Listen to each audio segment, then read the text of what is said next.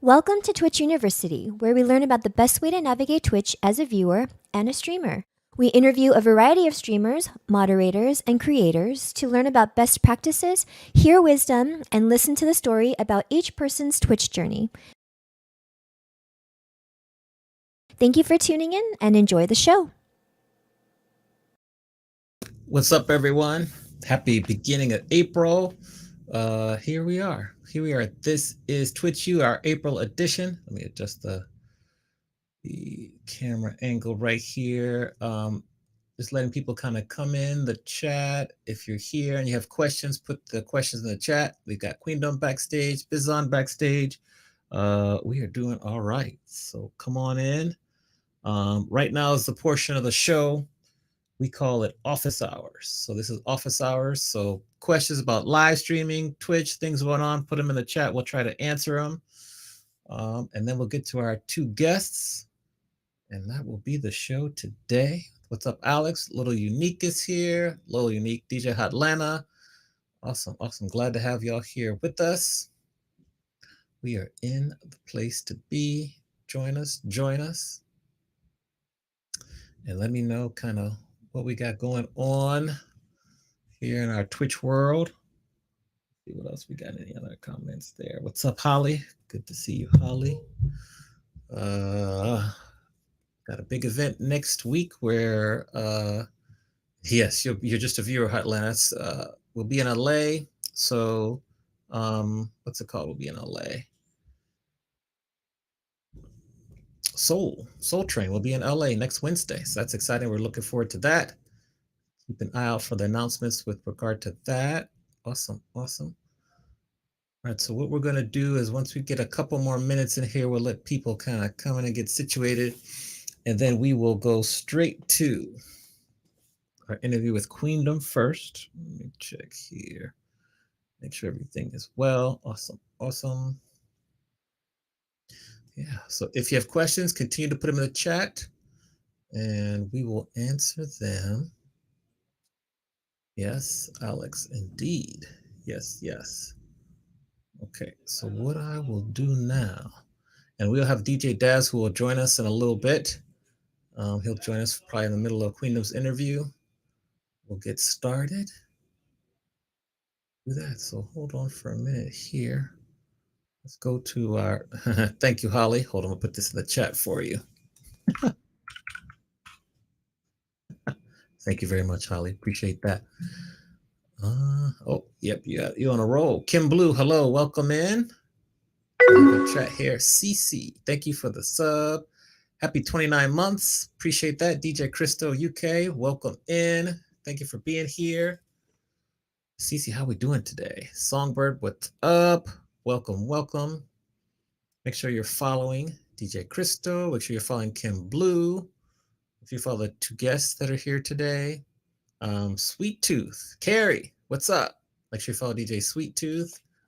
Everybody in the chat there, welcome. Get your questions ready if you have questions. Put them in the chat. Okay. All right, let's see here. Daz, you want to, if you're, let me know if you want to hop on. DJ Soph the Sage. Hope I said that right. M Lewis 416, the VJ. Welcome in. Good to see you all. Yeah, good to see you, DJ Crystal UK. You can use Q. I think it's exclamation point Q, and that should get us into the queue for the questions. Yeah, that should get us the queue right there. Let me go back here.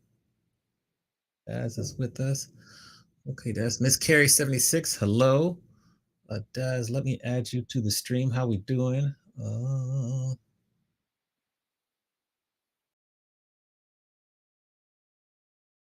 Daz here. Okay, I hear you there. We're gonna add Daz in real quick. Daz, where you got DJ Daz? Okay, add. There. Hold on one moment. Well, CCS, yes, come on in, everyone. Queendom's in the building. Studio mode. I forgot. I've got to remember who's the person that taught me about studio mode. Invaluable. Ms. Classy, what's up? Welcome in, Jenny Smith. Hello, hello. Welcome, welcome. Let's see, Kiss Carrie's here. Awesome. Okay, so there's Daz. Welcome in. How are you doing today, Daz? What's going on? How are you doing? I'm doing all right. Can you guys hear me okay? I believe so. Give us a 2 in the chat if you hear Daz. Give us a 2 in the chat. As you notice, while we're waiting for people to confirm they hear you, Lindy Hop, welcome in. Fans of Queendom. Oh, good, good, good. Okay, yes, thank y'all for letting me know you can hear him. Anything on Twitch you've noticed or wanted to share with us, Daz, before we start the interview? Johnny Boy, what's up? The past few days, people have been having trouble getting into the streams altogether from what I've seen, at least the past few days. I've had people come into my stream and said, yeah, I'm sitting here watching, but I could not get into chat for a long time. It's just one of those twitching, just sitting there spinning, not being able to get into chat. Have you noticed that at all? I haven't. I've heard it from me and a couple other folks. Nope, have not noticed that yet. Has anyone else in the chat noticed that? Also, if you're in the chat, you have questions, put them there. I think it's exclamation point Q and then ask that. So Lil Unique has heard that. We might have to research that. We have to add that to our parking lot. Let me get a piece of paper here. I might add that. It did the same thing for you, Songbird. Really? How did you get in, Songbird? Let us know how you got in. Okay. You've heard the same. Interesting. We might have to do some homework and figure this out. Anything else, Daz, you've noticed over the past couple of weeks? Nothing specifically Twitch related. I know a lot of folks are, at least in the music side of things and DJ side of things, are trying something else alongside. of Oh, Twitch. If you guys yeah. follow a lot of folks' social media, you see that they're doing looking at other stuff. So But Kick is the I'm main not thing. sure. Yeah, Kick. I was going to say it, but yeah. Yes. Yes, you could say it. Have you been on Kick? Have you tried it? What are your thoughts? I have not. I'm giving Kick the Twitch right now the Twitch treatment that all the face folks gave it at the beginning. They just simply didn't want to come over. I just don't have enough time to get in there and try it. I will though.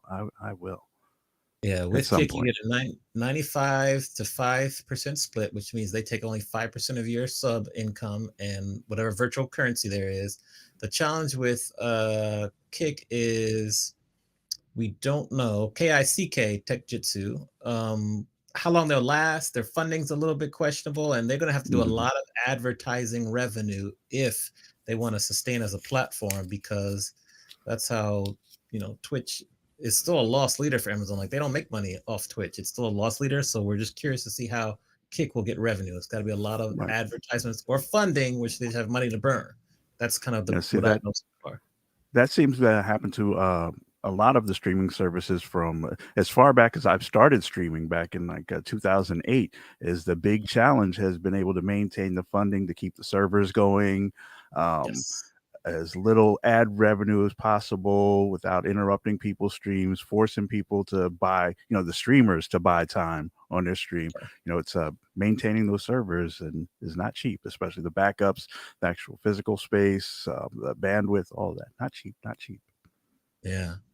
Um, that's good. So we'll watch it. I know some people are kind of making progress over there, so that's good. It's good for Twitch to have a competitor, like, so that way they will maybe be a little bit more forward thinking and make some more features and fix some things, because right now they kind of don't have any competitors.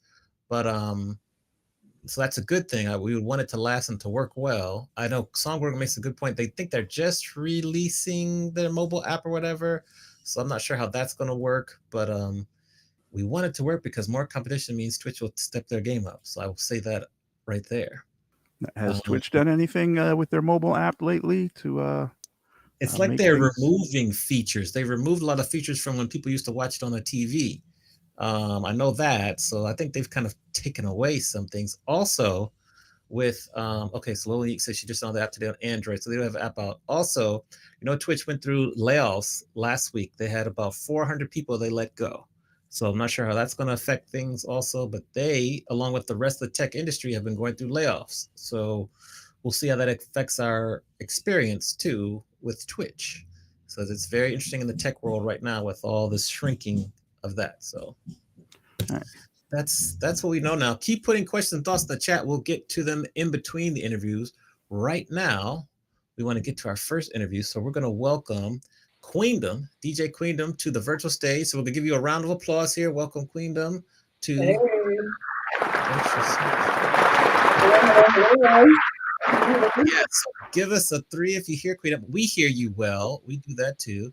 So just in the spirit of introducing you, tell us who is DJ Queendom, where does she hail from, and what is her specialty when she gets on the decks? Oh, okay. Hi, everybody. First, I need to say hey to all my besties in the building. Miss Classy, Crystal, Lindsay, Evan Lewis. All my mods are here. We got Soap and Johnny Boy. Thank you guys so much for coming through. Miss Carrie. Okay, so hi everybody. I'm Queendom, and I am originally from New York City. I'm originally from New York City, but I live in Alabama at the moment. For now. Okay, Oh, so and New my York specialty. City. Okay, my Yeah. specialty. I love playing all genres. I love DJing all genres. I guess I'm more so considered a Caribbean DJ here on Twitch, but I'm one of those DJs where like American promoters invite me to come play the Caribbean music, and then Caribbean DJs invite me to come play the hip hop or the American music. So yeah, I'm one of those. I play literally everything, video DJ, everything. But yeah, that's me. Awesome. Hi What's everybody. up, What's up, Panda Butterfly? Just Phil 816. Thank you for the follow. When and how did you get your start, DJ? All right, so this year I'm actually celebrating 20 years as a DJ. I mostly became serious with DJing around this time, 20 years ago. You said when and how? So okay, I grew up watching my cousin DJ doing all the family parties and things like that, and I was like, oh, I want to do this. I want to do this. So finally, I just kind of picked up. I bought my own little. This was during the CD era, mind you. Okay, this was a CD era. My cousins and them, they all had turntables, but this was the time when I saw that CDs were big, and I was like, all right, well, let me try that. So I bought me like my own little dual CD changer just so I could practice at home. I bought like the 100 pack of blank CDs and hey, little unique, Crystal and Lewis, Miss Classy. So if I see you guys, um, so yeah, I bought the 100 pack of CDs, right? The blank CDs, and I just went to like LimeWire, Napster, all them places, and started just downloading MP3s after MP3s, burning them to those CDs, and marking my CDs with Sharpies, and make my own little CD covers, and I mean, I was all creative with it. I had like CD books after CD books. I mean, it was crazy. Um, it was an amazing experience because I really was just like determined, to start DJing. So yeah. So 20 years in, we got to give a shout out here. Bay Area Bread was good. Make sure you follow Bay Area Bread. Sykes is in the building. DJ Mr. Drew UK is here. Thank you for staying up Bye. late for us, sir. Yes, Panda Butterfly. Thank you for that gifting sub. So you were burning CDs. Miss M. Lewis 416, the VDJ. Thank you very much for being here to get the gift sub. You're burning CDs. That's kind of your era. How were you able to learn the skill of mixing? And then tell us about your first public gig. Oh wow. Okay. Wow. So the first time honest, and I'm not even lying to you. I'm not even joking. I'm one of those people that likes like if I watch you do something, it's like it kind of clicks. It's one of those things. Um, just okay, for example, sewing. I make my own clothes as well, right? One day I woke up and I was like, I, I need to, I need an outfit for this concert I had to sing for, and I couldn't find anything. I literally woke up and said, I'm buying a sewing machine. I bought a sewing machine. I bought some fabric. Didn't even know like the proper terms. I was like, just give me some fabric, and they were like, what? Like how many yards and how? I was like, all right, cool. I took it home and made my first dress. So that's the type of person I am. So when it came to DJing, I bought the dual CD changer. I put it together. Like I would be in my car listening to the radio, and I'd be like, "Man, that song sounds good with this song. That song mixed." And this was a time when there was no laptops. There was no laptops, so nothing generated the BPMs for you. It was all like through like ear. And I have a musical background as well. I played the piano, saxophone, alto sax. I used to play the viola. And then I also sing. Well, I used to sing. Mama Jess in the building. Hey. So I feel like the musical background in me helped a lot when it comes to DJing. So like I would be driving in my car and I would say, man, that song would be dope with that song. Oh my gosh, that song would blend. And I would literally go home and try it out. Like I would just try it out. And I just practiced until one day, I felt like I was okay. I'm like, okay, I could at least blend. I could blend something. The first gig that I was invited to do was these little gigs at this Caribbean restaurant. They used to have like try to have like the high school and college kids come through and eat some food and just vibe. And I would bring my little equipment there, and I was like, well, I'm a DJ. And actually, when I decided to become a DJ, my name was DJ Queendom. My name has been DJ Queendom since day one, since for 20 years. It's Queendom like kingdom, just one word, Queendom, and it's just been like that for 20 years. And anyway, so make a long story short, I probably made it long already, but make a long story short, I started doing like little gigs like that at restaurants and stuff like that. Then I started being invited to things like block parties and school parties, like high school and college parties. And the rest is history from there. Okay, okay. Jess, Deha, good to see you. Hope you're doing well. Mama Jess, they call. I'm gonna start calling you Mama Jess. And Lewis 416, thank you for the gifted sub. Let's go and talk about your musical background. So you can sing, play the piano. I'm also an alto and tenor saxophone player. What?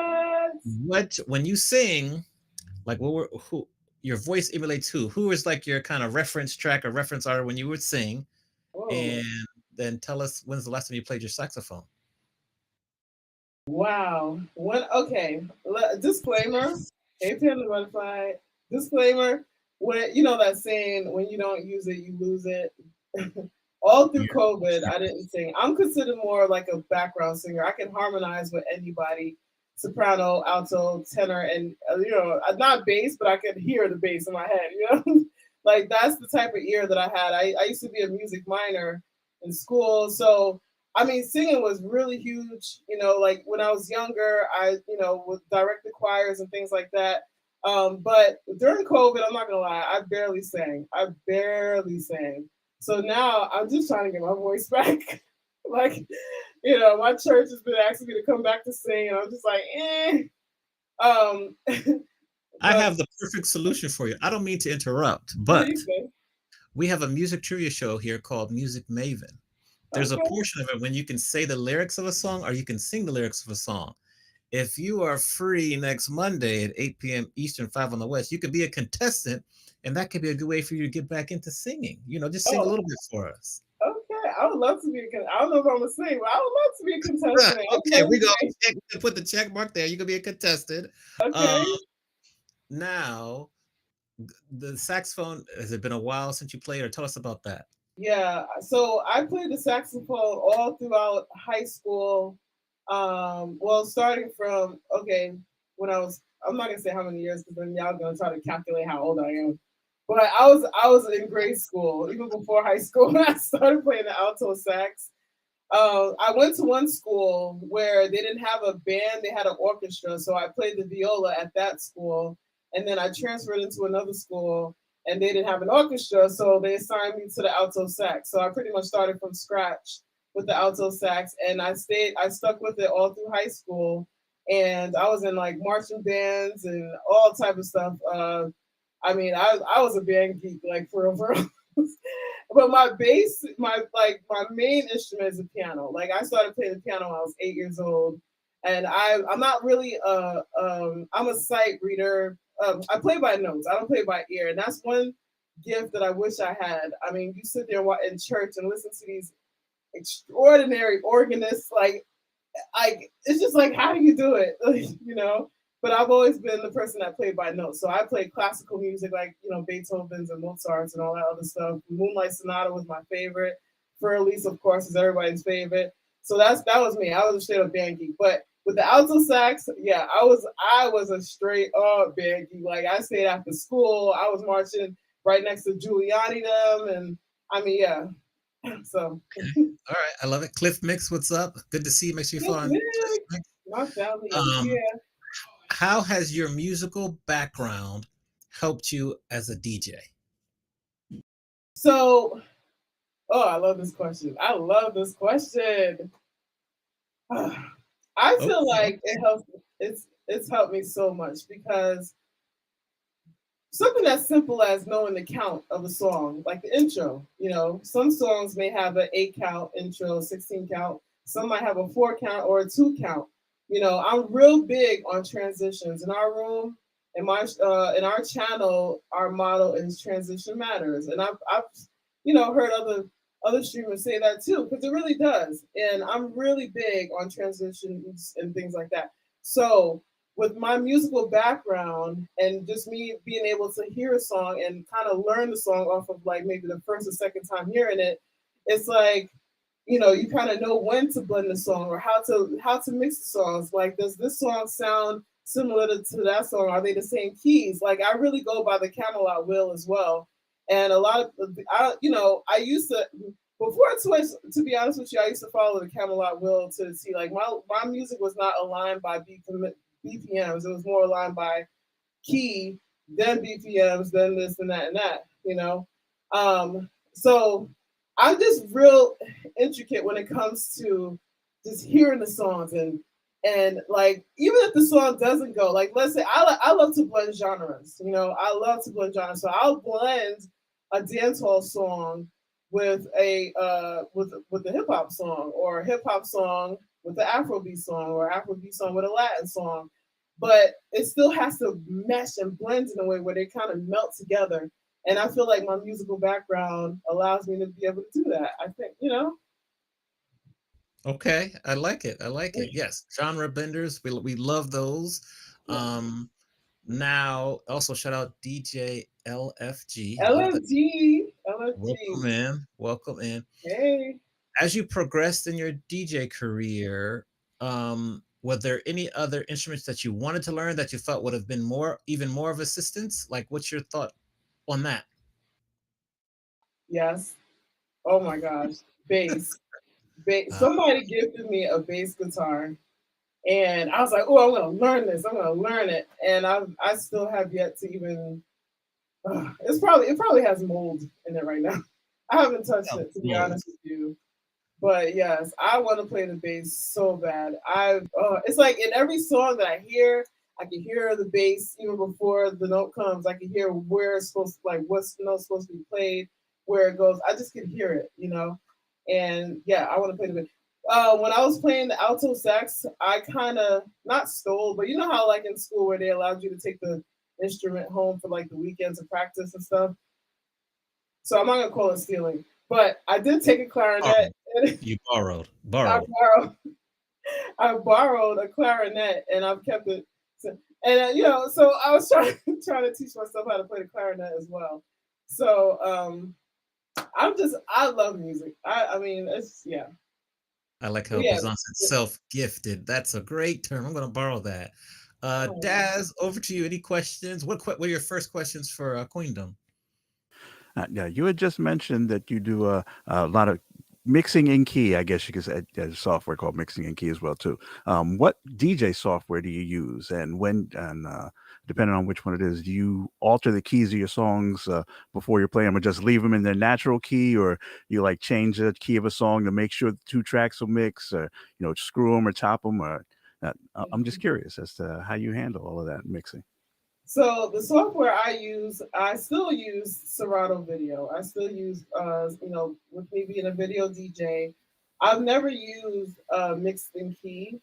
So for me, the main thing that I did, which I still like, even when I make remixes, I just like you know align it by key, and I just match as you know with key as much as possible. Once I joined Twitch, I didn't do that as much. I'm not gonna lie. Sometimes it was just a matter of you know, just playing some music and having a good show with everybody and talking with my chat, to be honest. But when I was so focused on making sure the songs blended well and sounded nice or even remixed well, it was more so just how I aligned the music. Yeah. All right, cool, Cool. cool. Make sure in the chat, if you have questions for Queendom, put them there and we'll ask her. How did you discover Twitch and what inspired you to start streaming?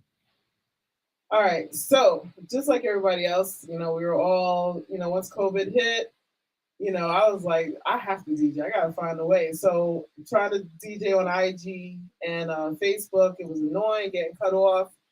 I tried to find ways where I could video DJ. So I still have one of my old videos where I had a table with my TV, like a big screen TV there, and it was kind of face towards the camera, and then I was standing sideways, so that way you can see me DJing and then see the videos. I was like, what am I doing? But I was that desperate to video DJ. And so then I couldn't figure it out. So I was like, all right, forget it. So then somebody invited me to be a part of a radio station. Then I became a part of two radio stations, but then it still wasn't enough. It still wasn't like, you know. So then a person on one of the radio stations I was a part of was like, man, you well before that, somebody locally was you know, joined Twitch and I was on that and Periscope, and I was like, "What is that? What are you talking?" About? One of those people that just signed, never streamed, never even went on there to watch anybody because I didn't get it, so I just left it alone. So then I went out, I had a radio station. I was on a radio station.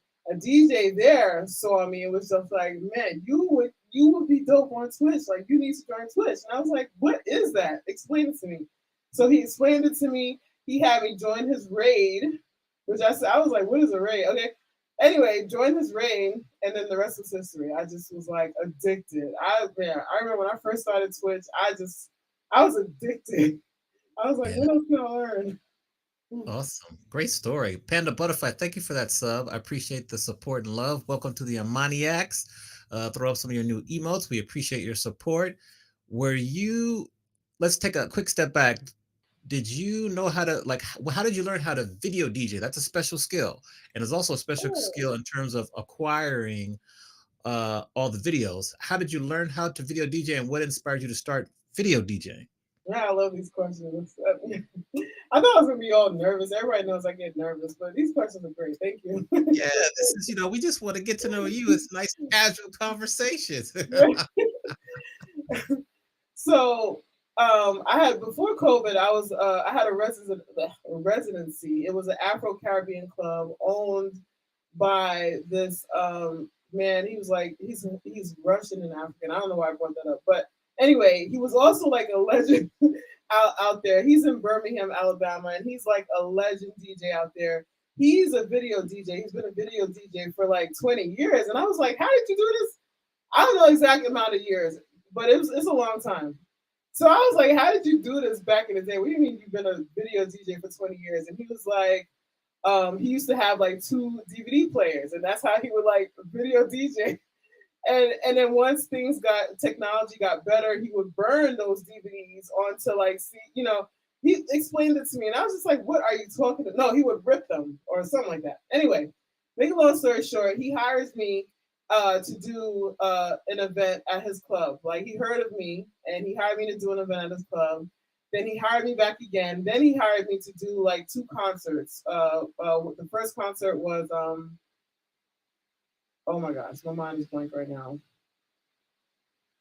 Oh my gosh, not the one that does. Oh, sorry, my mind is blank. I tell the story a lot, but anyway, he hired me to do Cocoa Tea. Thank you. How'd you know? Yes, he hired me. Lindy Hop 3. Thank you, Lindy Hop 3. Appreciate you. Yes, thank you.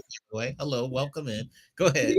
Yes, he hired me to do Cocoa Tea's concert. He is a legend, a reggae legend. And I said, you know what? For this show, I'm going to be a video DJ. And he laughed at me like, yeah, right. I said, I promise you. I promise you. And I said, okay. Then he's like, all right, we'll see. So like 2 weeks later, no lie, 2 weeks later, I video DJ that show. And then that was it ever since. I've been a video DJ. Wow. They said, we know your story. Yeah, they do. What do you do to kind of continue to stay up with all the videos, particularly with the different genres that you play? I use record pools and just different sources to download videos. Of course, record pools, they're lacking when it comes to like reggae, Afrobeat, soca. So I pretty much find videos anywhere I can and download them. Make sure they're good audio quality. I'm talking about tens of thousands. I've collected so many videos now. It's crazy. I'm addicted. Yeah. RJ Big Z1, welcome in. Thank you hey, very much. RJ Big. Yes. I'm going to shoot it over to Daz, see what questions he has, and then I want to start to talk to you about like Afro beats and kind of that whole movement. So go ahead, Daz. I've got, I guess, two that I'm going to get you with. As a video DJ, do you have a video resolution that you prefer to play your videos at that are the most efficient for performance-wise, as well as keeping the visuals clean for your audience? So I would prefer any resolution higher than 1080, but unfortunately, for whatever reason, with the version of Serato that I use, it only takes 1080. Even if I downloaded a video higher than 1080, it just doesn't work. Like, it doesn't work at all. So I feel like I still have work to get my stream to look as crisp as possible. I'm working on getting another laptop in order for me to stream, because I actually do everything that I do on my show. I do on one laptop, like one. Wow. Yeah. Oh man, that's very daring, but okay, Yeah. wow. But and then look, it could be a show with just videos. It could be a show with Zoom, and because we do Zoom parties too, Zoom and videos all on one laptop. So I'm working towards saving money to get a new laptop in order for me to actually stream, because I feel like that will definitely get my videos to look more crisp, my channel points to be more smooth and things like that. So for now, I'm just kind of doing what I can.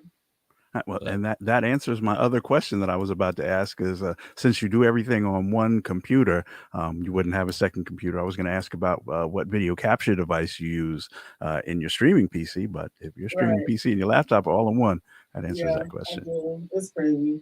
But I do have video capture card and all that. I've actually tried it out with two laptops.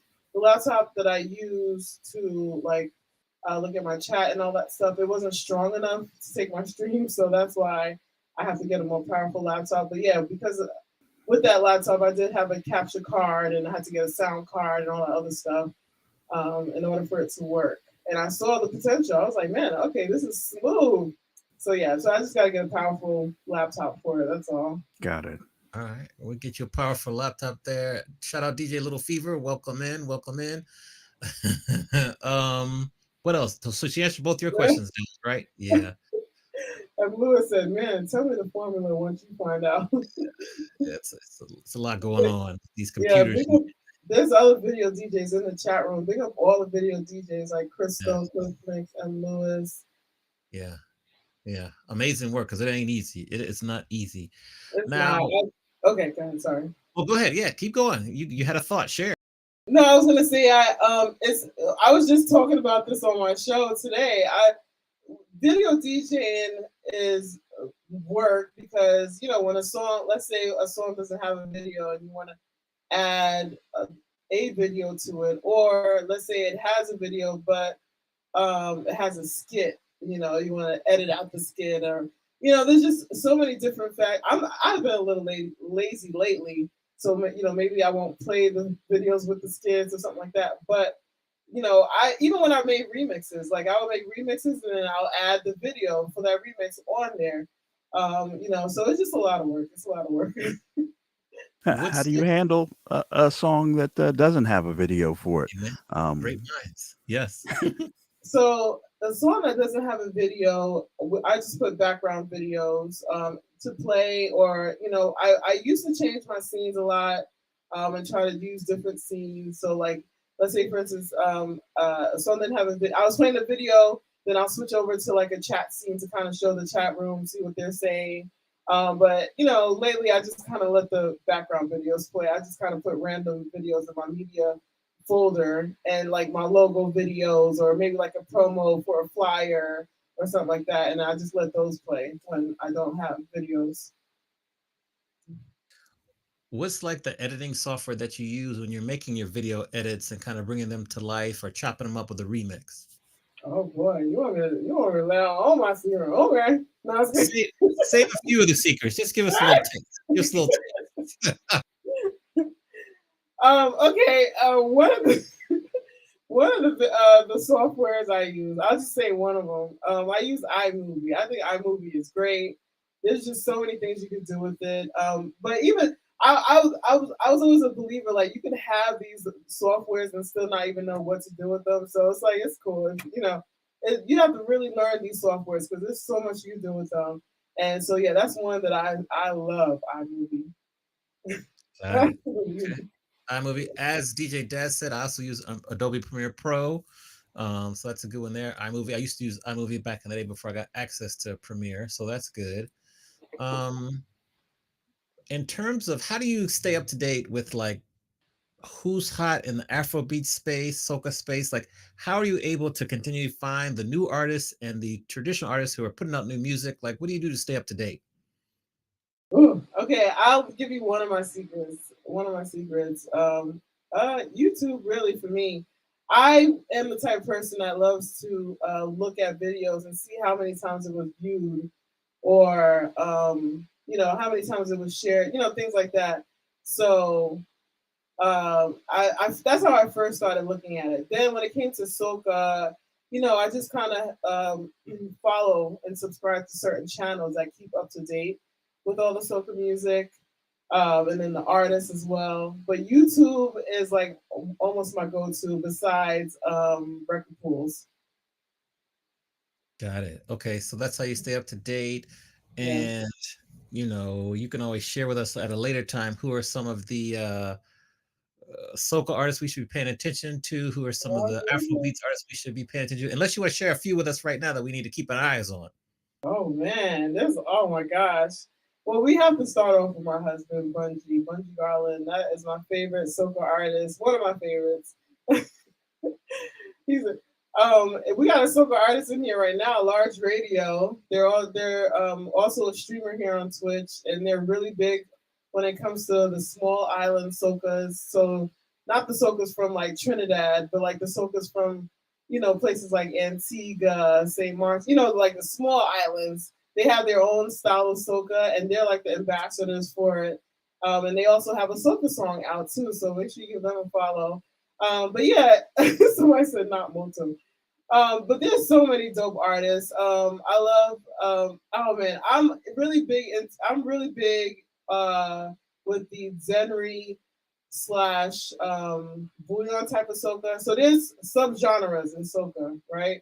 So there's all different types, but my favorite is like the Creole influence type of soca. So yeah, that's what I mostly play. And when you like pop in my show and we're doing the Zoom parties, like that's mostly what you see. Okay. All right. Shout out there. Thank you for joining us, Large Radio, JC Latina. Welcome in. What has, and I'll go to Daz for the next question after this one. What have you learned about yourself through streaming on Twitch? Oh, wow, that's a good question. Well, there was this shell that I kind of built during COVID. Or I don't know what it was. Like I feel like as time went on, I became more introvert.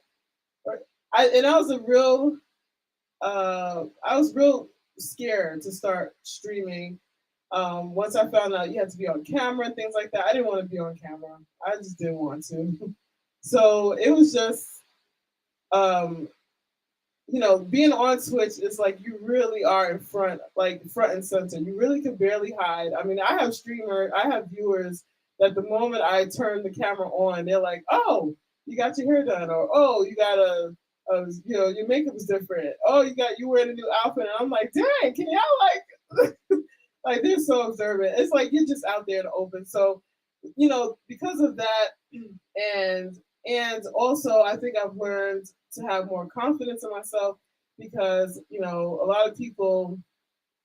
lot of my besties are just really big on just kind of letting me know, well, I guess complimenting me. I don't know how to say it, but I'm one of those people where I feel like I have a lot to learn still as a DJ, a lot to learn still as a musician, just as a person, period. So when I get compliments, it's just like, I'll be quiet, like, what are you talking about?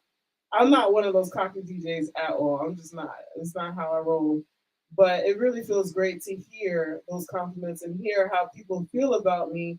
And not, yeah, it's really great to hear about that. So it kind of helped me get me out of my shell. I'm trying to say it as best as I can. I'm sorry if I'm sounding. You're saying it perfectly. You said it perfectly. Keep going.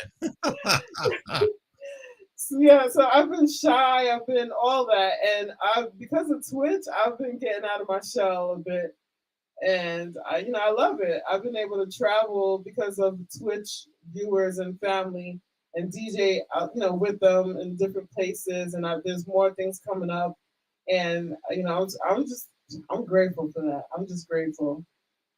Amazing. Now, do you DJ full time or do you have like another job you do also? I DJ not like part time. I have residency. I have a Wednesday night residency And I do private events. Like this weekend, I'm DJing this Black Excellence red carpet type event. Different things like that. And I'm also a nurse, so I'm a nurse. Okay. I'm a nurse Yes. full time, and I Yeah. DJ. So that's what I was getting at. Like, how do you balance, my goodness, being a nurse and also DJing, and I think you could probably DJ a little bit more than part-time, but how do you balance being a nurse and DJing? So I I need to DJ. Like for me, I feel like now music is a need.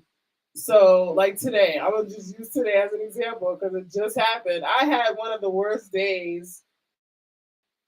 I almost lost my religion today. Let me just put it that way at work. Mm. And it was by the grace of God that I was able to calm down, and I came straight here ready to play, and I played.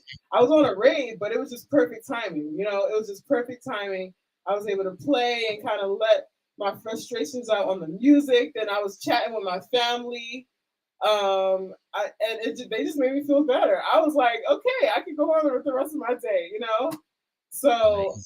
I need to DJ. So even if, like, honestly, if I love to help people. I love being a nurse. That's how I've been since I was a kid. I was always that person that helps people and cared for people.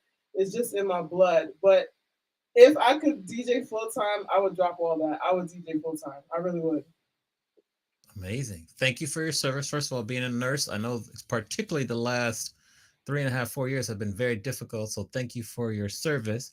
I'm gonna Thank you. shoot it over to Daz for one final question, and then we will let you rest after your hectic day. Thank you. My question for you has after DJing on Twitch for this stretch of the pandemic, has it changed the way you DJ when you go out? Has it Mm, fundamentally changed the way that you play music to the crowd outside versus how you play to the folks in your Twitch channel? yes. I remember the first time I was like, okay, let's try to get back into this outside. I was like, so when people walked in, do I shout them out? Do I be like, hey, such and such in the building? It was so weird. Because before Twitch, I did not talk on the mic. I was that person that was known, that DJ that was known. Tonight, I didn't even have a mic up. Like I was just there to play. If y'all have an MC, bring them over here, and that was it. Okay. I remember one time at my residency at there was like this birthday party going. It was like 3 birthdays going on, and I wanted so bad for somebody to say happy birthday to them. So I called the owner. I was like, "Come," and he was like, "What?" I was like, "Can you say happy birthday to?" He was like, "You can't even say happy birthday." I was like, "No." But so now I definitely talk on the mic more. I have more confidence on the microphone.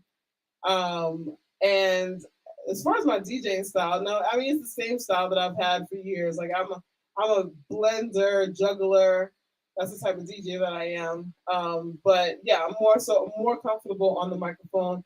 But it's just weird trying to figure out what do I say. Do I be like, "Oh, you're in the building. All right, I see you." It's just weird. Oh, that's great though. My final question is like, what advice do you have for people who are maybe considering, either starting to DJ or taking their DJ to Twitch, or maybe they've hit like a little bit of a lull, a plateau? And what advice do you have for them to kind of keep going and staying resilient? Um, Being consistent as far as Twitch streaming goes, you know, Twitch has changed. A lot of people are outside and different thing has changed. Like I used to average about 75, 80 people. Now my average, then it dropped to like 50, then it dropped to like 40, and it's okay. Just keep going, be consistent as much as possible. I had more viewers. My average was more consistent and leveled and higher when I had a consistent schedule. Ever since this year started, my schedule has been crazy and I've been playing later. And I noticed the drop in numbers, but I'm not gonna stop, and I'm gonna keep going. I heard you guys talking about that other platform, the other one.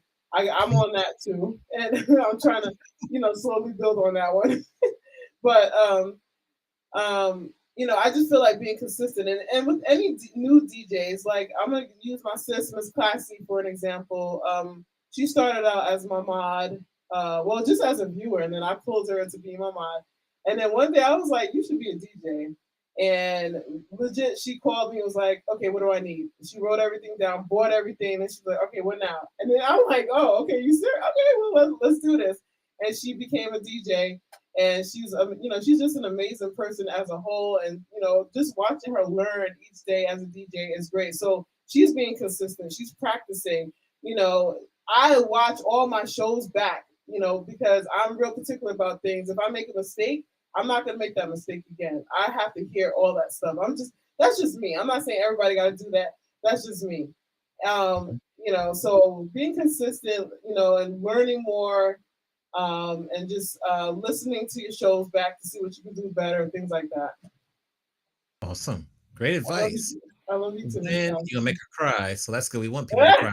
So that's good. Make sure you follow For sure. When are you streaming next? What's kind of your weekly schedule? All right. So main days that I stream is Monday and Thursday. This Thursday, I'm streaming at 2:30 p.m. And that is a soca day. And we usually just have a good time. We party. We're celebrating some birthdays. And we also do Zoom as well on those days. So yeah, come through. I mean, it kind of, depending on who joins the Zoom, it kind of gets crazy. But And that is 2:30 p.m. Central Time? Oh, sorry, Eastern Time. 2:30 Eastern Time. Okay, Eastern Time. Amazing. Well, we love what you're doing here. Congrats on the Twitch TV Award. Good stuff for Oh, yeah. Yes, so round of applause. Keep doing the good work, and we'll continue to follow you. And we get to learn more about you and see you on Monday for the Music Maven. So make sure all your peeps are here to support you next Monday too. Monday, yes. Yes. So and I just want to thank you, Imani Experience, for inviting me for this. For Twitch University, big up Twitch University, big up the award show that you did. It was an amazing production, and big up everybody that voted for me for Video DJ of the Year. That was crazy in itself. I was like, what? Like, I just appreciate all of that. My whole Twitch experience has been a blessing, and yeah, that's pretty much. I'm so grateful. Good. Yeah, well, you keep working hard. As well recognized. You could tell from all the videos we had for that show just how hard it was. So I appreciate you saying that, and just keep it going, because you're inspiring many people who you don't even know yet. So keep going. Thank you so much. Round of applause here for DJ Queendom. Excellent job there. All right, we're gonna switch real quick here. So we'll put Queendom back in the green room, then we'll get Bizzon up here. So Daz, what were your takeaways from that interview, which was really good? I mean, I want to hear her sing, so I can't imagine. I was over on her page while we were doing the interview, looking for a points redemption where maybe they could, maybe like 100,000 points where they could get her to sing or do karaoke or pull out the saxophone or something. So all of y'all that are out there listening, pester her for points redemption to get her flexing her vocal muscles again. Get her out there with. Yeah. Okay, so what's up, Misty Christie? Misty Christie has redeemed words on stream. So let's see how we can do this real quick here, because we have Bizzon who's waiting for us. Let's get Bizzon to the stage now, and then we'll see how we're feeling after for the words on stream, because a lot of times we do so well with words on streams. It could take us 15, 20 minutes to to get it going there. So MC, if that works for you in the chat, let me know, because I see I want to honor the point redemption. So let us know that. Let me see while we're going through this change. Let us know that. Hold on. We'll copy that there. Okay, so of course, thank you very much. So while we do this switch, any other takeaways you had, DJ Daz? That it's nice to talk to somebody that is also doing video, different styles that I'm used to listening to. I'm definitely going to be checking it out. It's my biggest takeaway. I gotta go spend some time with DJ Queendom. All right. I love it. Yes. Thank you, Queendom, for being so open and honest. And now, coming to the virtual stage, we have DJ Bizzon that's with us. Welcome in. We're going to give you a round of applause too. Welcome in.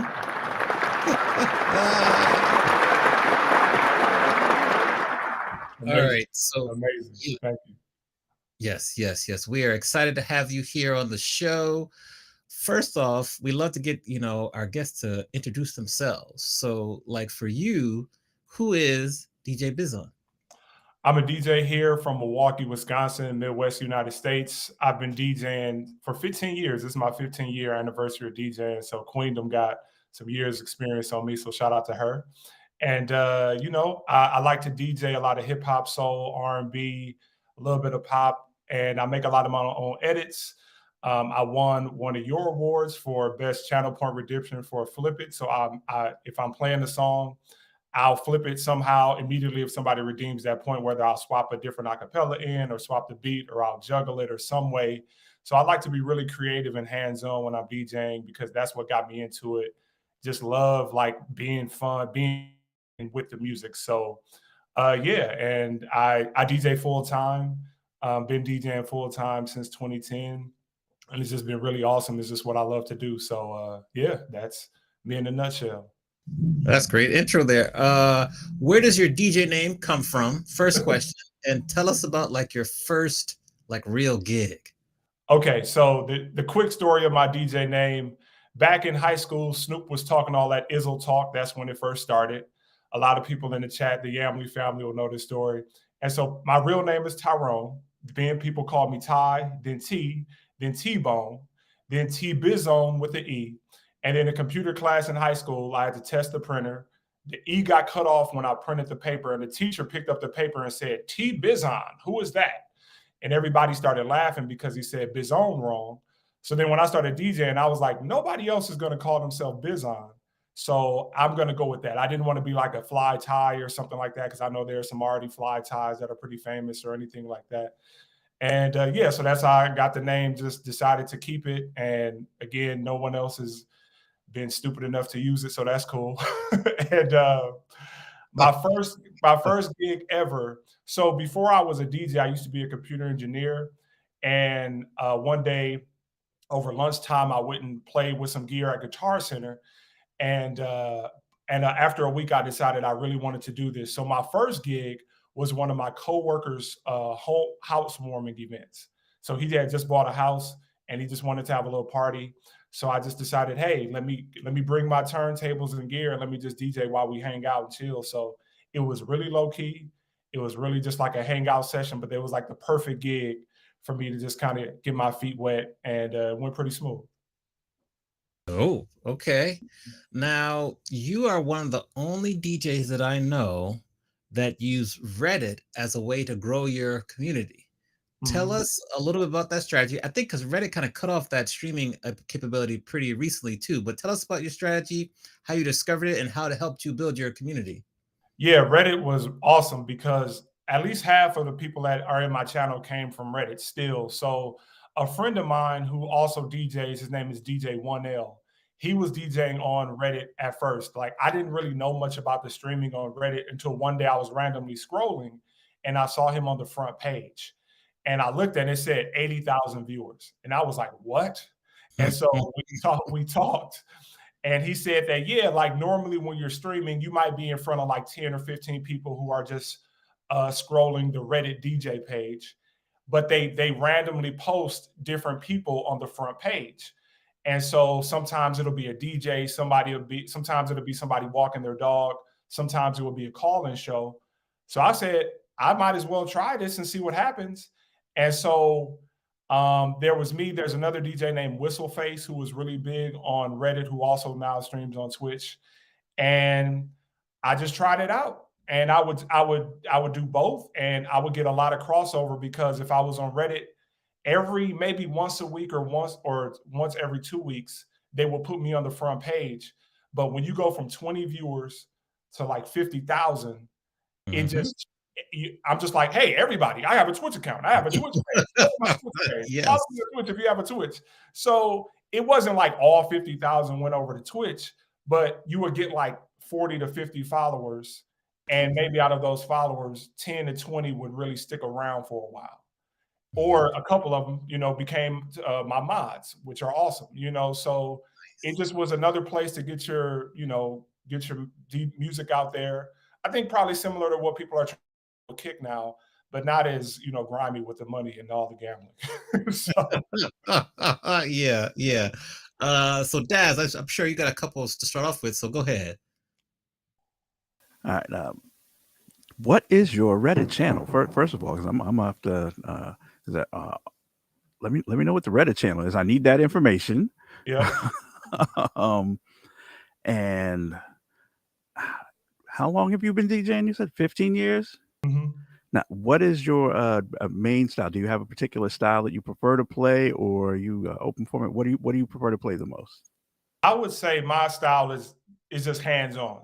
So I like all different kinds of music. I may not be as playing as much different styles as Queendom, but like specifically like hip hop and R&B, that's what I grew up on for sure. So that's definitely the focus. But I like to think some of the older DJs I know here in Milwaukee, they always used to say back in the 70s and 80s, if it was fresh, they played it. So whether it was a rock song that had a hard drum beat or a break or a pop song that was just smooth, they didn't care what it was. If it was hot, they liked it. So I just kind of like to take that mentality when I go into DJing. And especially now with all the tools and like stems and all the different, edits, you can mix so many different ways now to where you can take an 80s acapella from a pop song, throw it over a hip hop beat, and that'll sound smooth, and then go into some R&B track and flip it in another way. So I just like to be hands-on to where if I have an idea while I'm DJing, I want to try it right now. And especially on Twitch, it's fun because, we're just hanging out, having a good time. So instead of like, if I'm at a gig in real life, I probably won't take as many risks because you're trying not to kill the dance floor. But on Twitch, most people are just sitting around, hanging out, at work or whatever. So it's like, hey, let's try this out and see what happens. And sometimes it goes great and you like have an idea to make an edit later. And other times it goes terrible, but you can laugh about it. Be like, oh no, that was not a good idea. But we shared that moment and it was fun. And about Reddit, my Reddit page is just DJ Bizzon as well. But unfortunately, Reddit took down all the old streaming stuff. So they stopped the streaming Yeah. late last year. And then earlier this year, they removed all the videos of streaming. So they just scrubbed all the streaming from Yeah. their site completely. Yeah, they got too many notifications from the DMCA. They were like, "This is not worth it. I'm out." They cut it quickly too, so it was no joke there. DJ TBD, welcome in. Where does the Yam family come from? How did that come to be? So back in like 2014, I just started randomly without any specific like idea in my head, just started saying yams instead of jams. So when I would promote my events, I feel like it was around that time when like that beans, greens, potatoes, tomatoes, like things that came out. I just started saying yams, like come get the yams at the set. We having a good time. And so my first mod, she said to me, Tiffany Rainbow, she said, you should call your viewers and subscribers your Yamily family. And Mm. I didn't know anything about like building like that kind of community at the time. So I was like, okay, sure. And so I just started saying, yo, this is the Yamily family and this is who we are. We just have a good time. And then it just kind of took off from there. Now you mentioned community. What have you learned about yourself from DJing on Twitch? I think for me, it just kind of reinstilled this want to be really creative when I'm DJing. Before Twitch, when I was just DJing out, I tried to make sure I had a lot of different types of gigs that I was doing because I didn't want to just be bogged down with just one type of gig all the time. Like I remember there's a hotel that I was DJing here in Milwaukee, and it was cool, but like it was just chilling the whole time.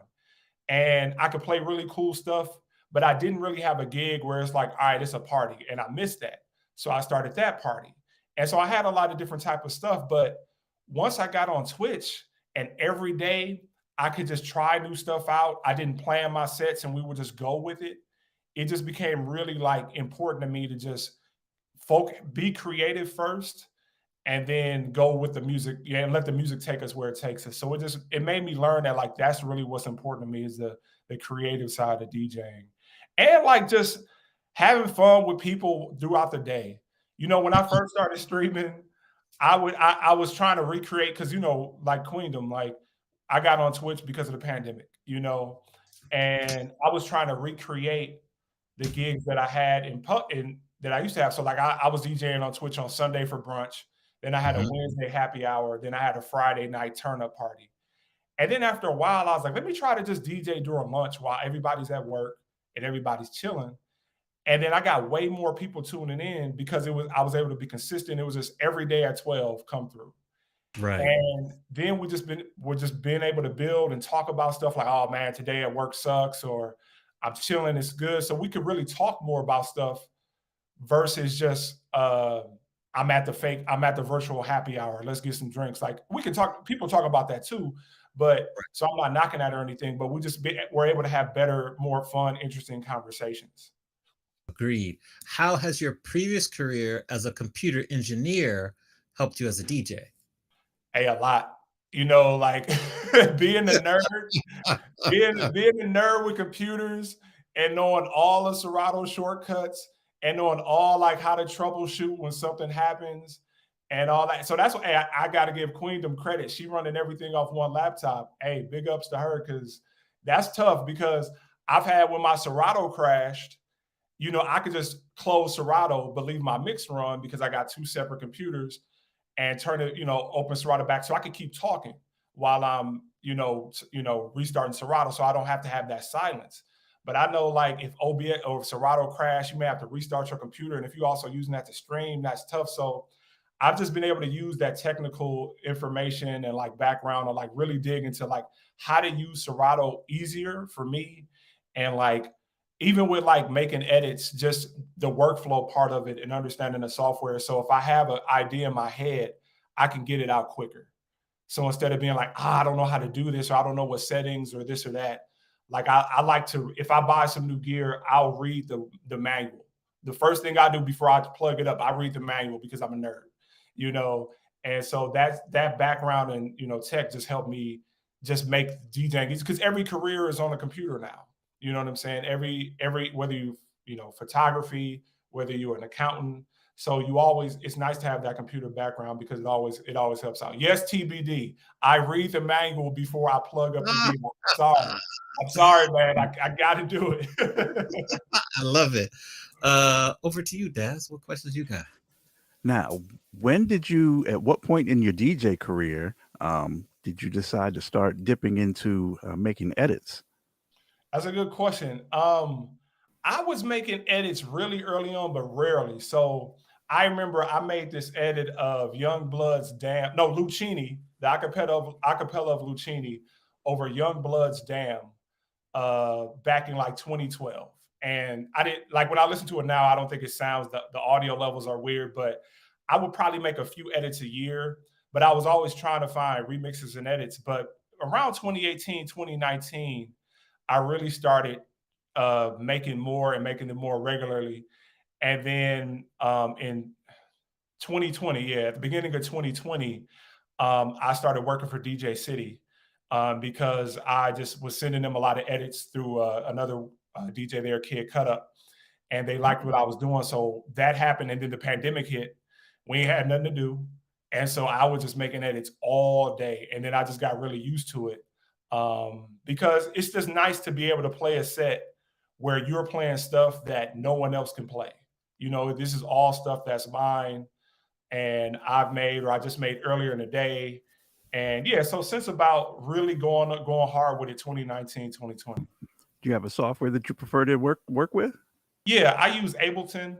And I started using Ableton before making edits. If I was going to make a DJ mix, I would use Ableton. And I liked Ableton because it has, and all of them have this most similar features, but I learned about the automation feature where you can automate the BPM. So I can start a mix at 95 and automate the line to where it goes to like 120. So if I have a mix with a lot of different songs and I'm trying to ramp up the BPM, I can do that in Ableton. And then I was like, oh, so that's how DJs make these transition edits and stuff like that. And so Ableton is just the one that was the easiest for me. I found some training videos and just sat and watched them and it just clicked. So yeah, Ableton Live is definitely what works for me. One last follow-up on that. As you can tell, I'm picking your brain. Yeah. Plugins, favorite plugins, whether it's production plugins or instrument plugins. Like I have the Ozone suite. I have the whole Isotope suite that I use in mine. What are your favorites? I started with Waves. So I had a few Waves plugins, but yeah, I definitely Ozone as well. I like the isotope stuff. And those, so between Waves and Ozone, I pretty much have everything I need. So yeah, I feel you. Oh, I think you Kid Cutup's from Milwaukee too, right? Yeah, he's from Milwaukee, but he lives out in LA now. Yeah, so I met him when I was a student at Scratch Academy, and I think you're the only two DJs I know from Milwaukee. So that's a fun fact. That put those two together. Yeah. In terms of your DJ business, like now, how do you manage growing the business? Because it had to come back after the pandemic. So how do you manage growing your DJ business and also continue to be consistent on Twitch? Yeah, it's tough. It's definitely a lot of work. And like I was saying before, I had a lot of different types of gigs before I was DJing. So that was, even though I don't want to necessarily do all of them, it's good that I had that variety because I'm able to pick and choose the stuff that I want to do more.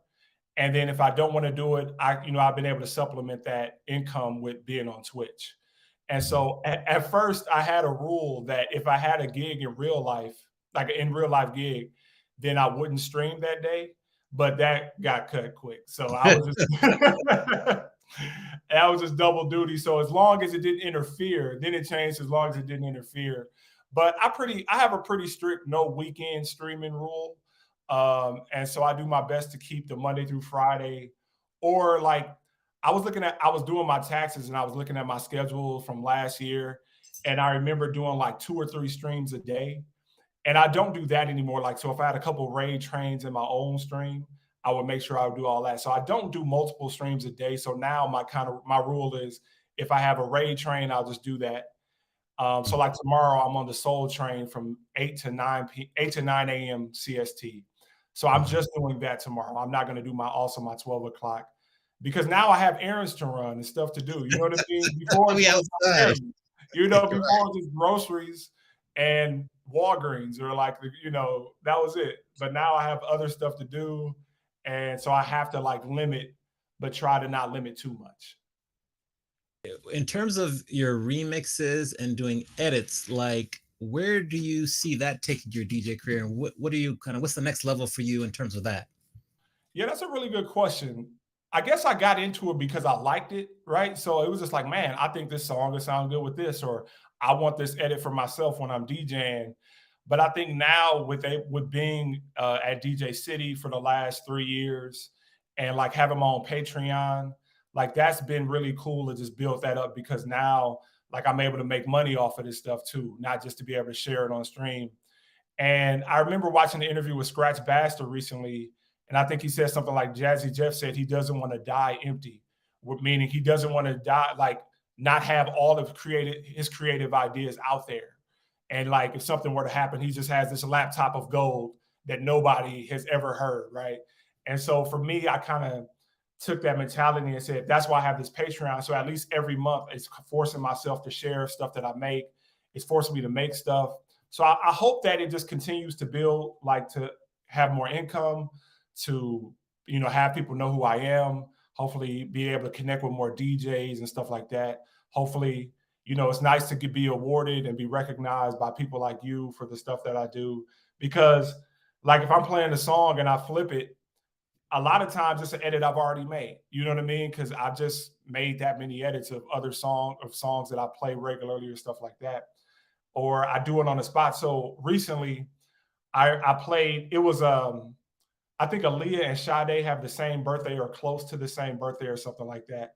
So somebody in the chat when I was DJing was like, hey, why don't you mix Aaliyah with a Sade song? And so I mixed Rock the Boat and I forget what Sade song it was. And it turned out it sounded really good. And it was something that after I was done with the stream, I immediately went to Ableton, put it together, and it was in the Patreon pack next month because it was just a really cool idea. So it's also cool to get those ideas from the stream and the community and like see those like pushed out in the world. Yeah, it was Kiss of Life. So Rock the Boat with Kiss of Life. But I was able to like take the drums from Rock the Boat, the melody from Kiss of Life, the acapella from, I was able to really mix it in a way that wasn't just the acapella over the instrumental. And I was able to put extra stuff in it. So it's cool to get those ideas and then push them further. So hopefully it just continues to grow like the channel and like DJs I meet and all that. So one more question before I throw it back over to Daz. I put the link to your Patreon in the chat. I'm a fan of Patreon. I'm going to sign up for yours after the show. I was waiting and to have you on the show just to hear you talk about it. Tell us about how you manage Patreon, how that helps you earn revenue outside of Twitch, and why you are so active on it, because that's like I've learned, like, you have your income you want here, and you have to have all the different revenue streams that come from your hand. So how does that fit? Because I just want to compliment you because you're doing great with the Patreon. I think you and Volatile are my two Ds, and Nick Nick Nick Bike. Bike. You three are like the ones that really kill it on Patreon. So kind of share with us your thought process through that.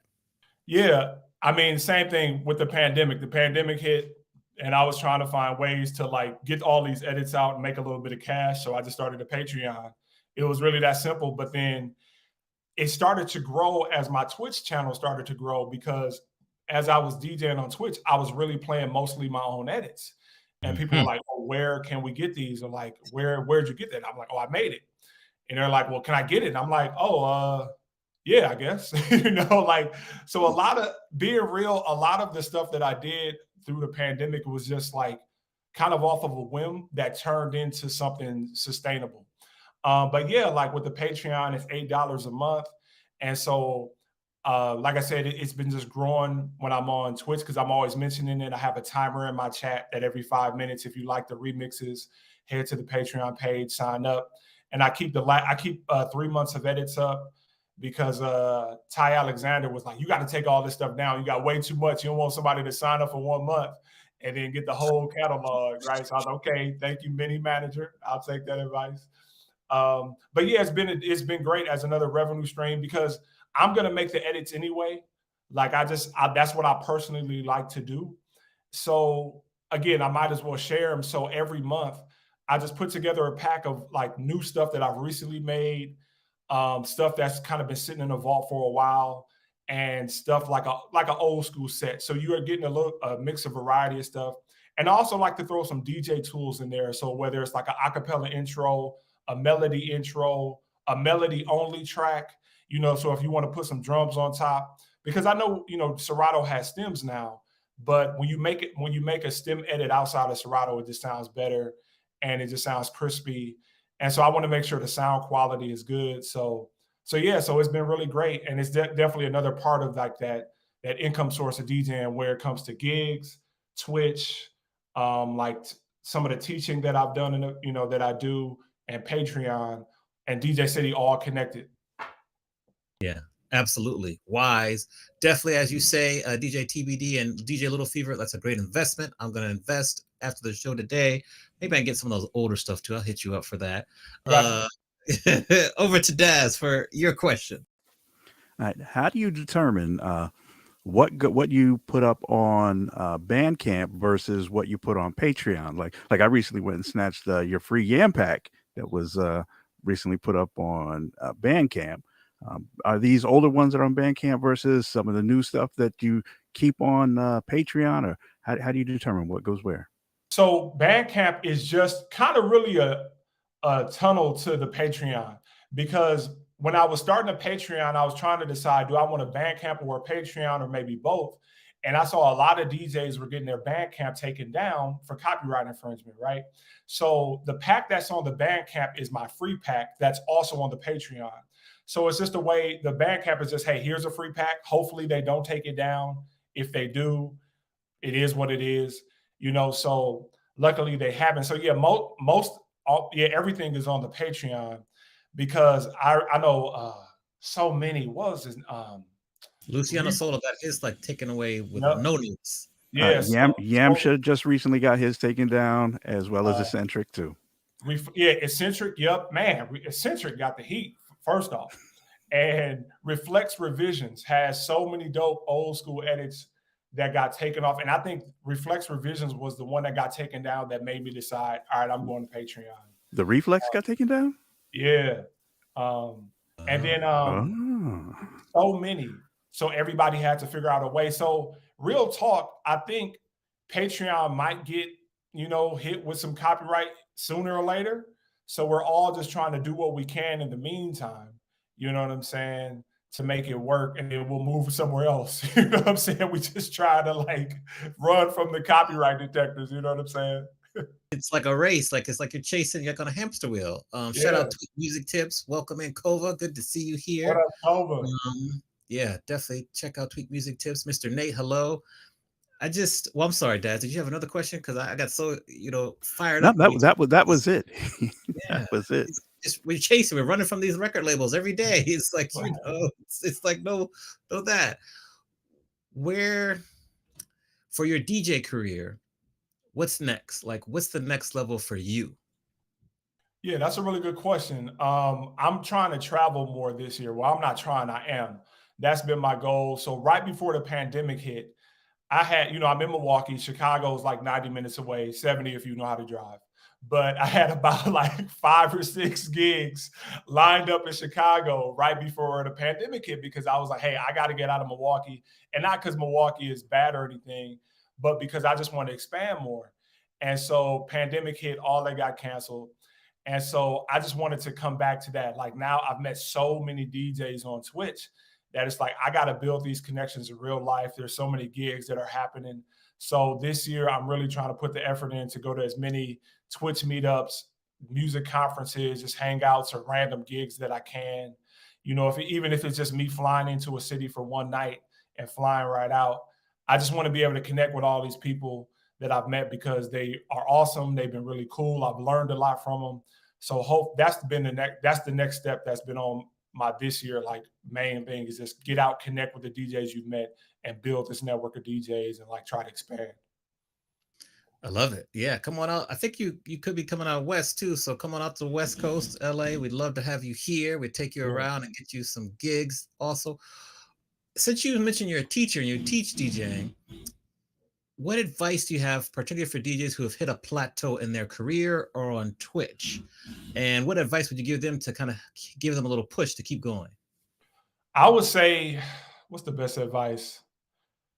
I would just say, try to push to do something you may have been holding on, not doing. Like, oh, maybe I shouldn't do this. Maybe I should. Just try it out and see what happens. And especially on Twitch, because I know at first when I was on Twitch, I was really hesitant to kind of go outside of the norm, especially with like the crew that I had, the people that knew me in Milwaukee. And then I just remember talking with another DJ. It was like, yo, you're DJing for the entire world on Twitch. This is going to be a whole different community that you'll find. So try to do what you do more or try to take some risks. So that really helped me get out of my own box and get out of my own shell. And so I think that really helps. So, and I think the plateaus just kind of come with it. There's just going to be times where I know last summer, like more people were just outside. So like the Twitch numbers were down a bit, then, fall came back and people were back at work, back at school. And it was just a lot better. So I think plateaus are just part of it. And I know for me, that's when I go back to that creative side. So like, it's like, all right, well, if Twitch is not pushing as much as I want, let me get back to the creative stuff. Let me make some more edits, find other avenues of the music side that you love. And I think that's why I like DJing so much is because DJing means so many different things for me. Like I said, it's DJing gigs, being on Twitch, making edits, teaching, just practicing, cutting, scratching, juggling. So like if one of those things isn't hitting, I just kind of move to another part for the time being to try to like get that energy back and feel that vibe back. Because it all helps. It all helps each other. You know what I'm saying? So if Twitch ain't hitting, all right, let me practice a bit more. And then when Twitch start hitting again, I'm better. Or if like I got more edits that I never played, and now let's get back into it. I love it. I love it. Rootsman, what's good? We have a question from the audience. Kim Blue has a question. I'm going to highlight it and read it for you right here. So it says, as a DJ, what have you learned that would help a new streamer that is not a DJ? And shout out DJ Varmar. What's good? Good to see you. How would you answer that? I would say similar to what Queendom said is consistency. I think sometimes people get misconstrued. So real talk, I probably watch more non-DJs on Twitch than I watch DJs because I'm a nerd, right? So I'm watching a lot of video gamers and, speed runners and stuff like that. And so some people have been on Twitch for a decade. They stream 6-7 hours a day. They have great personalities and they have 10 people average in their chat, right? And they're doing it because they love it, they just enjoy it, and like that's just their thing. So it just takes a while, but being consistent is the biggest thing. It's to know that people know when you're on, and they can just pop on the chat, because some streamers, I don't even get the notifications. I just go to their page because I know they're on. You know what I mean? So, and that's what, again, that was what worked for me, was it was easier for me to just say afternoons 12 o'clock versus Sunday at 12, Wednesday at 5, Friday at 7. Like, it was just stupid. Like, I was saying way too much.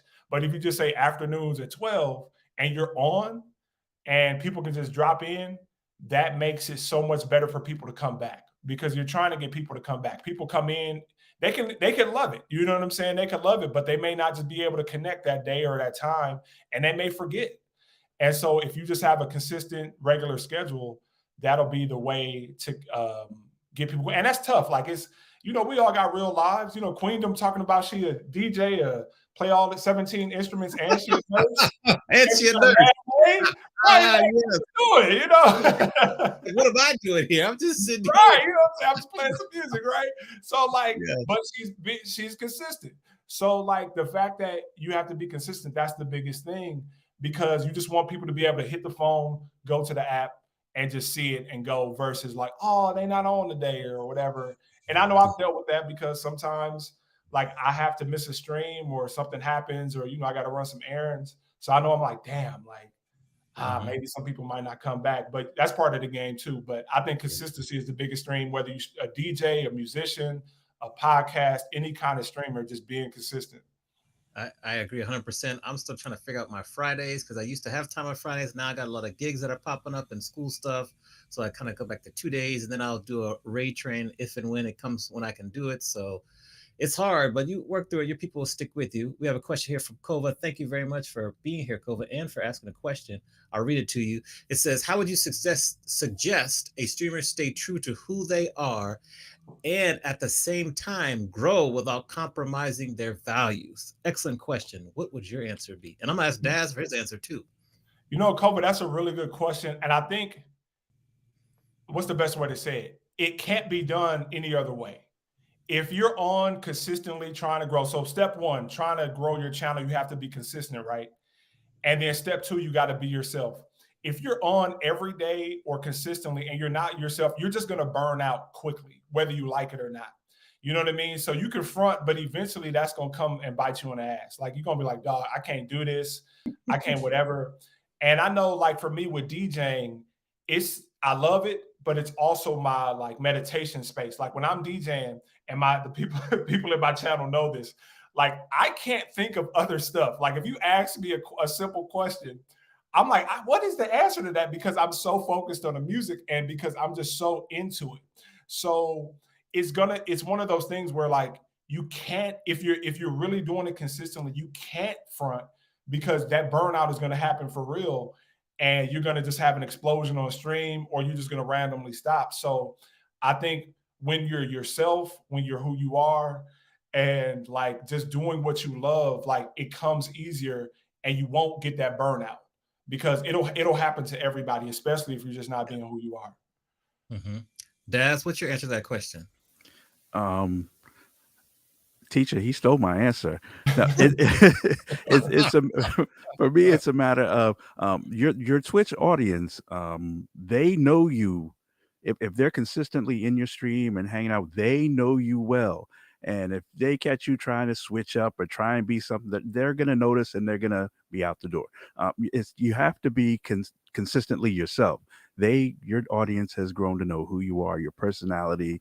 They know when you're having a good day. They know when you're having a bad day. They can tell if something's on your mind.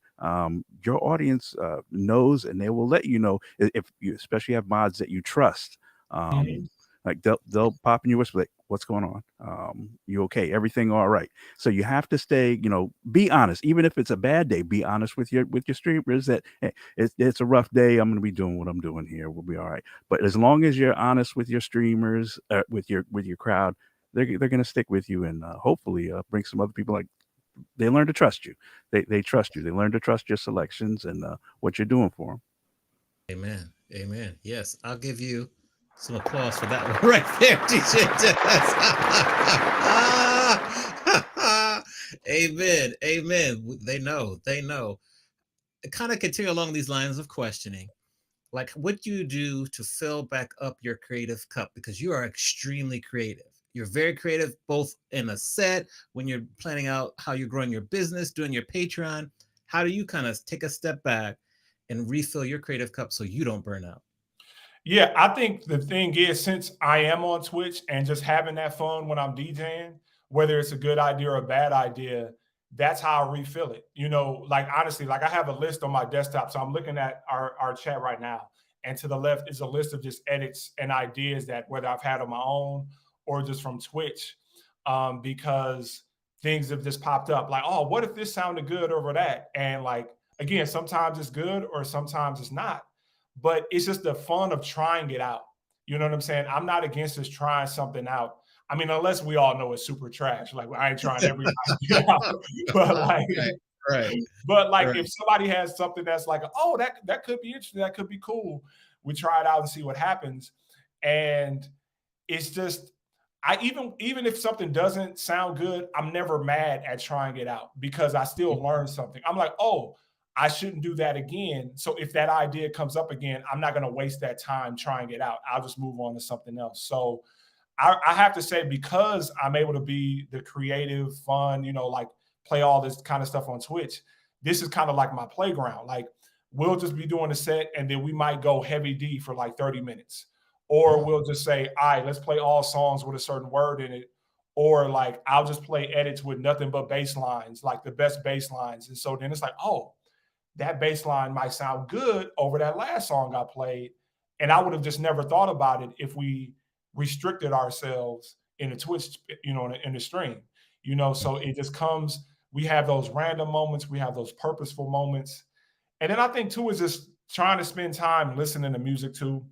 You know what I mean? Just like sitting there, like just listening to new albums as they come out. I know I need to be better at that because sometimes I just miss out on new stuff and it's like, oh man, everybody's talking about this album and I haven't Right. heard it.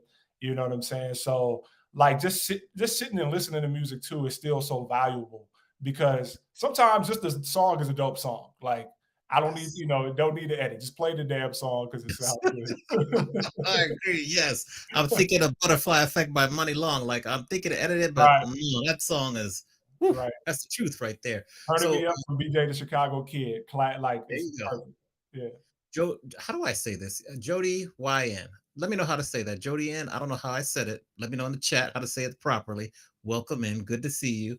I'm going to go to Daz for one final question. I'll ask the final question, and then we will continue about our day. What you got for us, Daz? Now, question I've written down is: Has since you've been DJing on Twitch, has it changed the way you consume music at all? Um, Yeah. just from whether it's expanded, you listen to more stuff now than you used to, or you find yourself looking for a left field artist, or has it just changed the way that you can consume music in general? Man, I'm so thankful for a lot of the DJs on Twitch that just have these different shows like Volatile, what is like the Soul Sunday or whatever it's called, where he's just playing Yes. all this dope neo soul. Like he's opened me up to so many artists that I didn't know about. And I love me some neo soul, but like he'll make the Spotify playlist from it too. Like Scratch Bastard and his Tuesday Morning Coffee, that's like 6 hours. I'm like Shazamming the whole time. You know what I mean? So like it's so many artists or Selector 720. And Yes. it's just so many DJs that just have this expanded music knowledge. Or I think I give a lot of respect to Kev G Mhm. because he streams so much, but when you go to his page, he could be doing an R&B set, but he's playing like different R&B every day. So it's not getting tiring. It's not like, oh, it's the same R&B set. He's going in, it's always different. So like I love it because like I said, I wish I had more time to listen to new music. So it's kind of like DJs are helping me out with that. So instead of me having to go out every night or like go out every evening to like a happy hour or bar or club and try to find a DJ that's not playing the same 10 songs every night, I can go on Twitch any time of day or night and like hear some really dope music. And I really appreciate that. Amazing. Carly Shad Story, welcome in. Hello, hello. My final question. Well, first of all, before I ask the final question, let us know kind of your current schedule, and then we'll go from there. Yeah, my current schedule is still Monday through Friday, 12 p.m. CST. You know, before we would go sometimes like 4 or 5 hours every day, but now it's usually like 1 or 2. So yeah, Monday through Friday, 12 p.m. CST. Those long days, those long streams are kind of gone Yeah. by the wayside. Really, first of all, thank you for everything that you do for the Twitch community, for your creativity, for you bringing people over to the platform from Reddit and being like an ambassador for us on that platform. Thank you for always keeping it creative and flipping things and just doing what you do. Like, it's much appreciated. It's very inspiring on like mine and other DJs in. So thank you. And what like words of wisdom or advice do you have to kind of close out the interview, that maybe something you didn't want to cover, or just a message to your community and other people here who are looking on saying, I don't know if I should stream on Twitch. Is it too late? Kind of, what are your thoughts? Kind of share that with us as we kind of come to a close. I think 2 things. Is just be you and try it out. You know what I mean? Like, I know a lot of people had got into DJing because of the pandemic. Try it out. See how much you like it and really go into it. You know, like DJ Ty Alexander. You know, she got into DJing during the pandemic, and now she's doing a lot of big gigs because she already had a lot of connections. So I'm really proud and really happy to see her, because we've had a lot of conversations about DJing and stuff like that. But she's like doing her thing, and that's awesome to see. And just, try it out and be you. Like, there's no one else that can be you like you are. You know what I'm saying? I know that's like a phrase people have said, but you want your stream to be and sound different than everybody else's. You don't want somebody to come in and say, oh, you playing this, they playing this, they playing this. You want it to be you. So play the music that you enjoy, take those left turns, try out that stuff, and just make your stream just different audibly, like, Audibly, audibly. There we go. See, Orally? brain don't work. Words and whatever, audibly and visually. Do it that way, because you want to be able to stand out. You know what I'm saying? So be you and try it out, because why not? Okay. Awesome. So round of applause. Make sure you're following DJ Bizzon. Amazing work there. I put the link to Patreon in the chat. We had a redemption for words on stream, so we're going to play that as we kind of close out. So we'll do some words on stream and then continue to watch probably the second half of the NCAA title game. So we'll get there in time. Reminisce, what's good? Welcome in. So let's figure this out real quick. We're gonna go back here. Let me look here. Words on stream. Okay. Yes. So let's go here. Twitch you surf. Okay. So we're gonna put. We will put this on back in the green room real quickly. That's right. Applause there. Now let's play here. I think you all should be able to see the words on stream. Thank you for the redemption. We'll play this and then we will finish out. So you see the screen on there. Go ahead and put your answers in the chat, I believe. Yes, you can put your answer in the chat. I think y'all see it there, right? Am I right? Okay. There you go. Okay, good. Play log. So this is the redemption. We'll play this for a minute. You can play along, whether you in the chat, the green room. We'll do that maybe.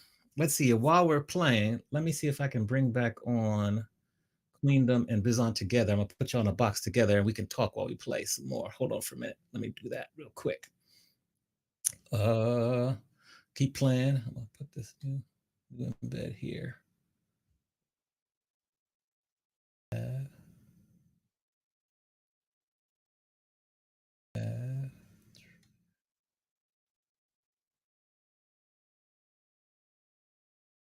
One thing I'm so happy I learned is this studio mode changed my world here on the Twitch. As you there. And then, hold on, yes, this. Okay. Good, keep playing. I think we up to level 1 there, good. All right, so there's Queendom, y'all are back. So now let me go back to this screen here. Okay, Reminisce, yes. What time is it where you are, Reminisce? Yes, Crystal UK, studio mode is life, let me tell you. All right, so you all are here. So we're back on screen. I think I can hear you both. So I invited Queendom to be on Music Maven. I also want to invite you, Bizzon, for our May episode, the May episode.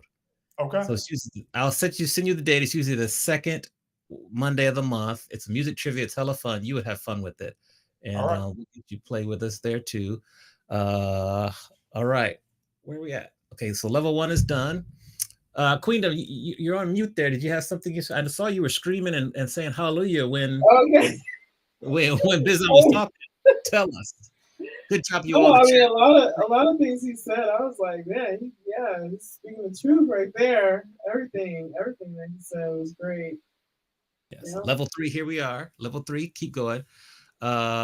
Yes, Bounce DJ. I got your cartoon being made now too. Bounce DJ's in the chat. He won he won our March episode there. So yeah. So what are some questions that you asked during this game? Normally I'm not gonna lie, I'm usually asleep at this time because I have to get up early on Tuesdays. We ask music trivia. It's basic music trivia questions though. It's like basic stuff like who I don't know. Who was the one Beatles member who had a duet with Michael Jackson? Oh, okay. Okay. That would be Paul McCartney. Yeah, Paul. Yep. I was just about And to then say we have that. a section. We have a section where we show pictures. We show pictures of like artists or whatever. Thank you for staying up, DJ Crystal. 240 in the UK. Woo. And so we have pictures of artists that will come up and they're revealed slowly so you can guess who they are. Then we have the favorite section, which is round 3, finishing the lyrics.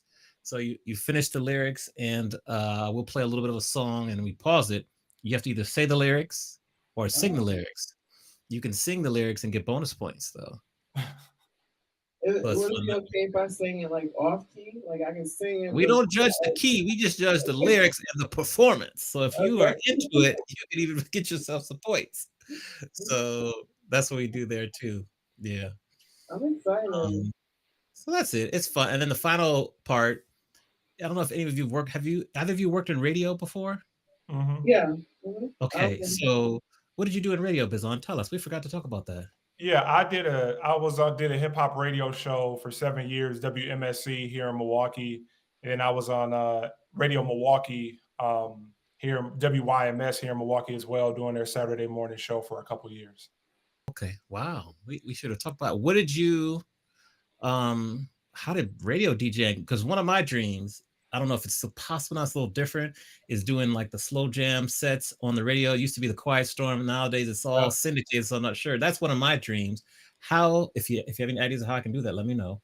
How did like working for radio help you? No, it was great because I was able to connect with a lot of artists and like build my music collection in a cool way. Because when I was working for WMSC doing the hip hop show, it's a college radio station, so we could play whatever we want. So instead of me using the music library at the station, I brought in my own laptop and just played out of my Serato. So I made a bunch of my own clean edits. I was finding, random artists that I liked, a lot of underground hip hop. We would interview people that wouldn't get interviewed on other stations in the city. So we were able to build a really cool community of listeners and people who supported the show. Okay. All right. And so my point is the fourth round is back in the day, radio stations would play like these mashups and get people to call in and say, if you can guess all the songs on the mashup, we'll give you tickets to the concert. Right. So we play a mashup at the end. You have to try to identify as many of the songs as possible and you get points. That's dope. So there, that's how it is, Queendom. You'll be fine. You'll be fine. We're level 6. All genres, right? Like, well, of course, right? It'll be probably mostly like hip hop, a little pop. We throw in a little country song maybe, but it's uber popular country song. Okay. So that's kind of how we roll from there. See you all in the chat playing. Yeah. All right, y'all. Well, hey, I have to head out. So okay. Thank y'all so much. This was awesome. Appreciate you. Awesome to meet you, Queendom. Nice getting to know you. Yeah. Thank you. We'll be in touch. Appreciate all your words of wisdom and everything. Thank you very much. Yeah, thank you for visiting. Okay, later. Okay.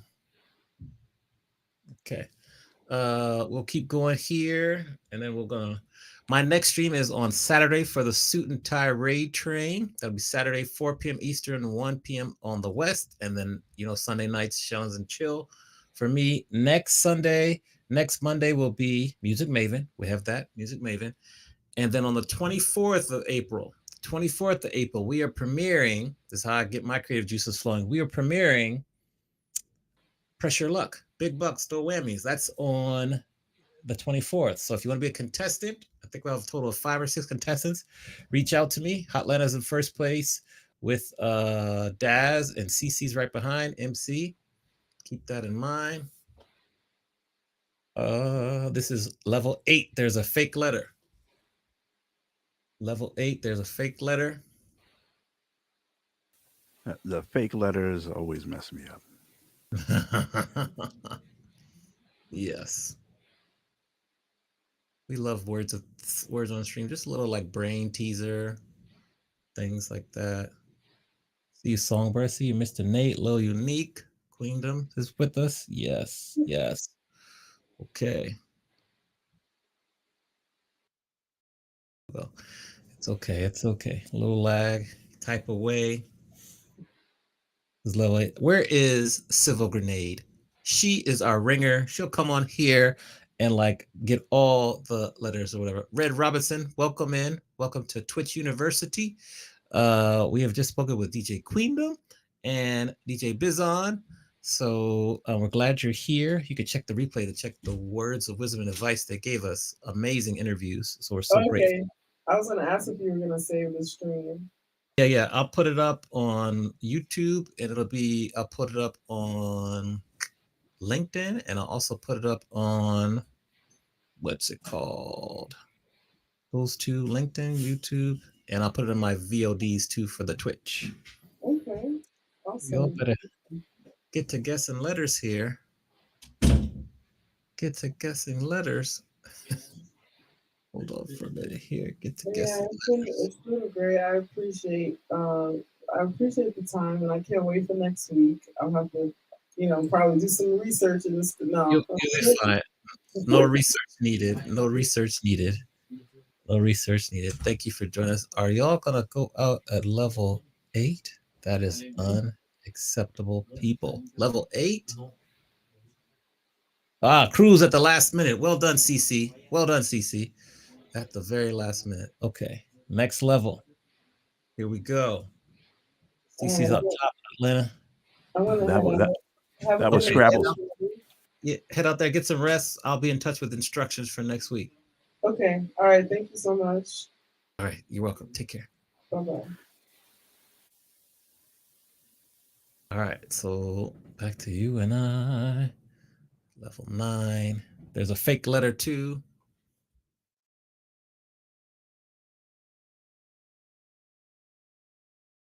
Y'all doing better this level. Y'all doing better this level. Good. Good.